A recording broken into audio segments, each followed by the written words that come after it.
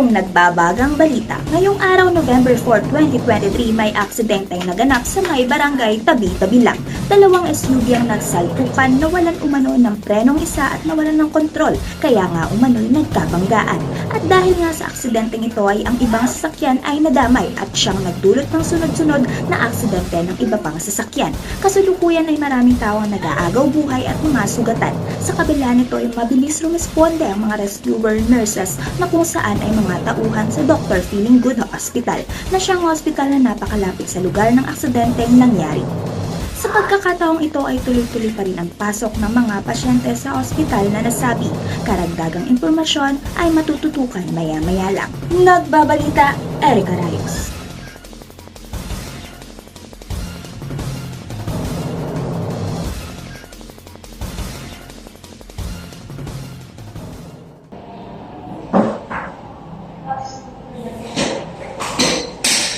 Nurse, itawag mo lahat ng mga nurses sa ER at saka sa OB. Magkakaroon tayo ng emergency meeting right now. Paging all ER and OPD nurses, please come to conference hall. I repeat, ER and OPD nurses, please come to conference hall.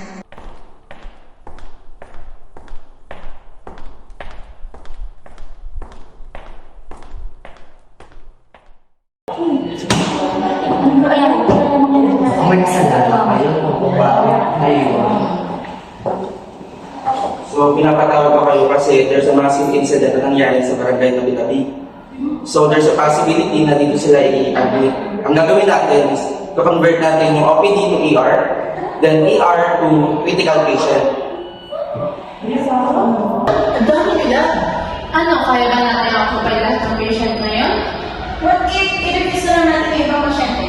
We cannot release a patient kasi it is against our code ethics. Or i-refer na lang natin sa ibang hospital?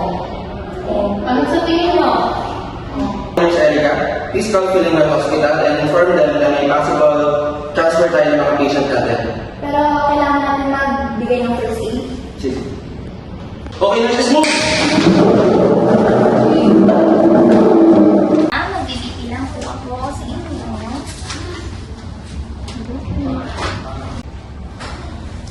Hala, hindi pa nako-convert ang ward na ito?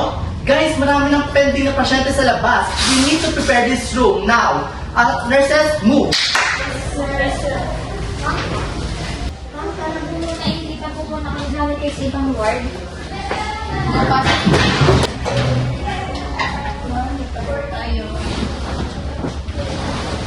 Ibang lumungo na tayo sa ward.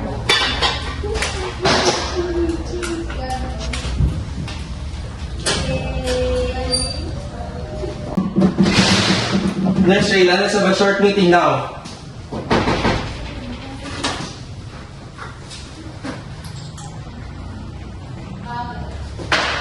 Nurses, ano nangyari kanina? Kala ba napag-usapan na natin to?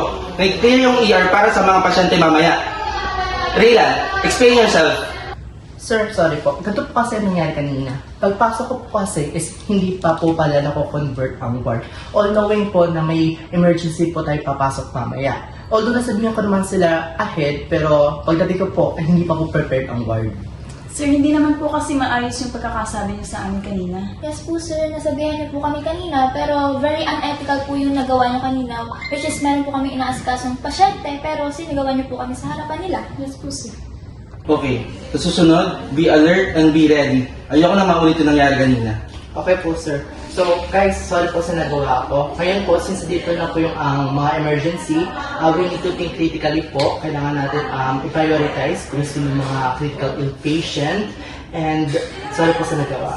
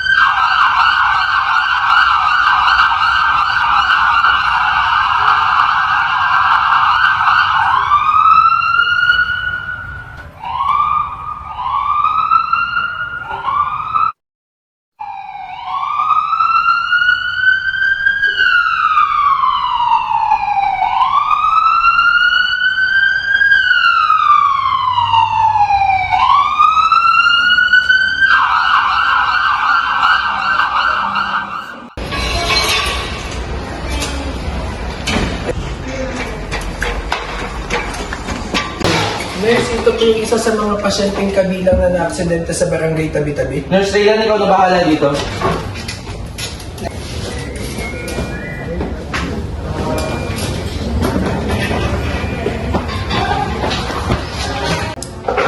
Sir. Sir, mahal ko bang malaman yung patient's name? Carlos Joshua Samarita. Reason of accident po?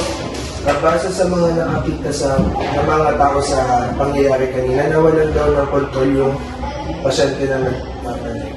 Anong oras po nangyari yung Alas accident? 3 ng hapon. Sa tingin niyo po, ilan po sila? Mga 3 siguro.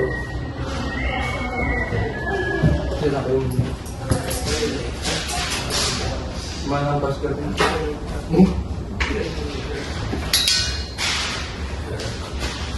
Sorry kami doon. Business class. Nurse, may tulong!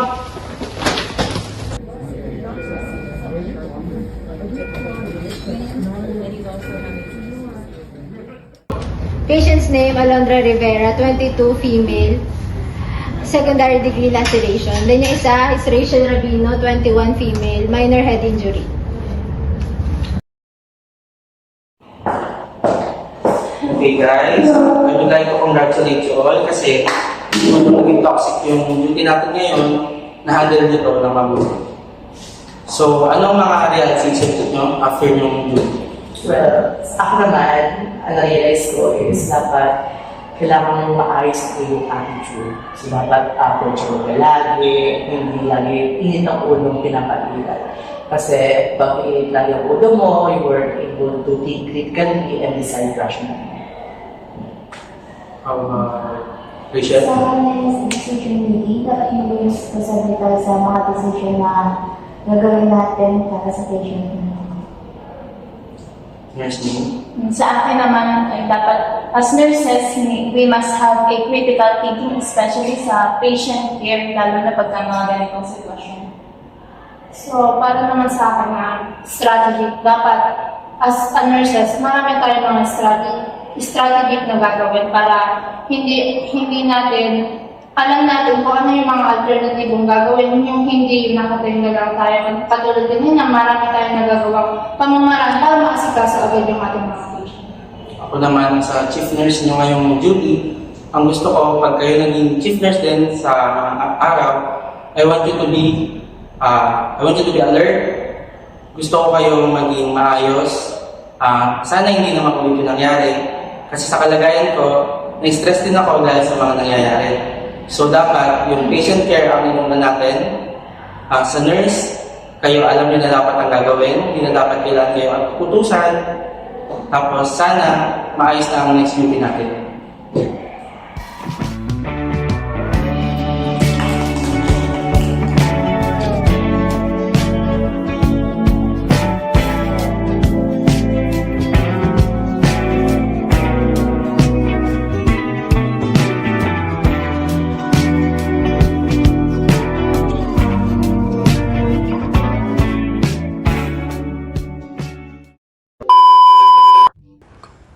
Ano ang aral na natutunan mo? Tumingin kasi ako sa'yo. Ano ang aral na natutunan mo sa pagganap mo sa inyong roleplay? So, ako po si Jermaine Rodeherio at ako po ay gumanap bilang isang ER nurse. So, ang natutunan ko po bilang ER nurse ay... Wait lang, ang daming ER nurse! Wait lang. So, yan. Ang natutunan ko po bilang isang nurse sa ER is... Uy, wait lang! Masyado na mahaba. Delete mo muna. Wag na! Delete mo na! So, ako po si Jermaine Rodeherio.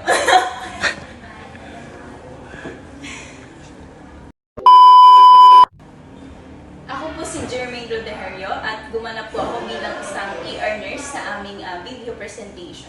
So, ang natutunan ko po bilang nurse, especially kung naka-assign ka sa isang ER, is kailangan mo talagang maging alert and you are ready to make emergency actions. And I realized also na hindi natin may iwasan na magkaroon tayo ng toxic co-workers while having toxic shifts sa ating hospital. So, kailangan natin ng mas maabang pasensya, and of course, we must communicate effectively sa isa't isa. Hi! Ako po ulit. Hi everyone! Hi everyone! Ako po si Raylam Tato, nang gumanap na bilang toxic ng head department. Hi! Ako si Raylam Tato, nang gumanap na toxic ng head nurse ng ER department. So, Ano ang aral na natutunan mo sa pagganap mo sa roleplay nyo? well, ang natutunan ko ay critical thinking. Sa critical thinking, dapat marunong ka mag-assess ng complex situation. Kailangan mo alamin kung ano nangyayari. Kasi if marunong ka mag-assess, you were able to identify the underlying issues. So, pag nalaman mo yun, nalaman mo kung yung sitwasyon ng area nyo, you will be able to give an accurate solution. Ako nga pala si Ryan Iron Aladuban, gumanap bilang isang chief nurse. Ano ang aral na natutunan mo sa pagganap sa role mo sa inyong roleplay? Ang natutunan ko ay bilang chief nurse, isa to sa mga mabigat na tungkulin. Dapat alert ka sa lahat ng bagay, dapat gabay ka sa mga nurses mo, and dapat meron kang communication sa mga coworkers mo. And dapat may care ka sa lahat ng mga tao dito sa ospital. Hi, I'm Carl Joshua Samarita. Gumanap bilang isang pasyente dun sa roleplay. Ano ang aral na natutunan mo sa pagganap sa role mo sa inyong roleplay? So, sa roleplay na ginawa namin, isa lang naman yung natutunan ko sa roleplay na yun kasi sa nurse at sa rescuer, kailangan mo lang laging maging... Ulit. Hi, I'm Carl Joshua Samarita. Gumanap bilang isang pasyente dun sa roleplay. Ano ang aral na natutunan mo sa pagganap mo sa role nyo sa roleplay nyo? Yung sa roleplay na ginanap namin is isa lang yung na tutunan ko. Bilang isang rescuer at isang nurse, kailangan lang laging panatilihan, maging kalma. Kasi yun nga, pag sa rescue, pag nagpanik ka, so baka hindi mo na maintindihan ang ginagawa mo dun sa pasyente, dun sa na-aksidente. Maaaring makasama ka pa. Sa isang nurse naman, bilang sa isang nurse, sa emergency nursing, sa ER nurse, yun din, kailangan din maging kalmado ng isang nurse para alam niya yung mga ginagawa niya. Tapos, mabigyan niya ng tamang first aid, tapos tamang healthcare yung pasyente. Hello! Ako si Jermaine Dana Perlado at ang role ko ay isang rescuer at isang nurse. So, ang tutunan ko sa bilang rescuer is kailangan mong agapan at solusyonan ang mga bagay or mga tao na nangangailangan. Especially pag yung mga taong nasa ER or kung ano man yung nakikita mo sa daan na nangangailangan ng tulong. And then, sa pagiging nurse naman, siyempre, responsibilidad mo as a nurse is alagaan yung mga pasyente at bigyan ng first aid kit or action, especially dun sa mga pasyenteng critical. First aid kit. First aid kit! So, ayun. Siyempre, nurse ako. Kailangan kong, char. Basta okay na yun. Wala na akong masabi. Basta gagalingan ko as a nurse. Yan lang. So hello, this is Erica Rayos at ang ginampanan kong role sa roleplay na ito is one of the nurses and as a news reporter. Ano nga ba ang mga natutunan ko sa role na ito? As a nurse, natutunan kong mag-research, maghalongkat, or mag-gain pa ng knowledge kung paano nga ba or ano ang mga gagawin ng isang nurse, lalo na ako nagkaroon ng isang malaking aksidente at nagkaroon ng napakaraming emergency patients. Mas nagkaroon ako ng idea kung ano mga ba ang dapat gawin kung ano or sino ang mga uunahin sa mga pasyente. At as news reporter, natutunan ko kung paano mag-communicate kahit nasa video lamang. Dahil alam natin, as a reporter, marunong ka dapat mag-communicate lalo na kung nasa video ka lamang. Dahil kapag marunong ka makipag-communicate kahit nasa video lang, mas maiintindihan o mas maganda ang maipapahatid mong balita sa mga tagapakinig. Yun lamang at salamat. Ako nga pala si Rovi Pangilinan, gumanap bilang isang rescuer ng aming grupo. Bilang isang rescuer, natutunan kong gumanap ng naaayon sa mga pangyayari, isaayos ang mga aking tungkulin upang mas mabigyan kong pansin ang mga taong nangangailangan sa aking paligid. Ako nga po pala si Rachel Lavino at ang akin pong natutunan sa aming ginawang roleplay ay kung paano nga ba namin dapat i-handle ng tama at maayos ang aming gagawing trabaho sa hinaharap. Kung sakali mang dumating ang sitwasyon na kagaya ng aming ginawang roleplay, at natutunan ko rin na bilang isang nurse, kailangan natin maging flexible at magkaroon ng critical thinking and decision-making skills dahil kung may kakayahan tayo gumawa ng desisyon at kaya natin panindigan ang desisyon na ating gagawin ay madali na natin masusolusyonan ang sitwasyon na ating kahaharapin. Pero higit sa lahat ay kailangan muna natin na magkaroon ng sapat na skills at knowledge bago tayo gumawa ng decision. Ako po si Alondra Rivera. Dito po, ang ginanapan ko po ay bilang nurse at ganoon na rin po ang pagiging pasyente.